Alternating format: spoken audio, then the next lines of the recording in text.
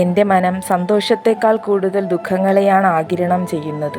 മോഹങ്ങൾക്ക് ജരാനര ബാധിക്കുമോ എന്ന് ഭയക്കുന്നു. പ്രതീക്ഷിക്കുന്ന സന്തോഷങ്ങൾ തകർക്കപ്പെടുകയും യാദൃച്ഛികമായി വന്നു ഭവിക്കുന്ന സന്തോഷങ്ങൾ കണ്ണുനീർ സന്ധ്യകളായി അവസാനിക്കുകയും ചെയ്യുന്നു. ഇതെൻ്റെ സ്ഥിതിയല്ല, ഇതെൻ്റെ വിധിയാണ്. ഇതുവരെയും എൻ്റെ അനുഭവങ്ങളുമാണ്. പാതിമയക്കത്തിൽ പര്യവസാനിച്ചു പോയ എഴുത്തിൻ്റെ പരിവേഷം പാതിരാക്കിളിയുടെ മൗനനൊമ്പരമായി മാറി.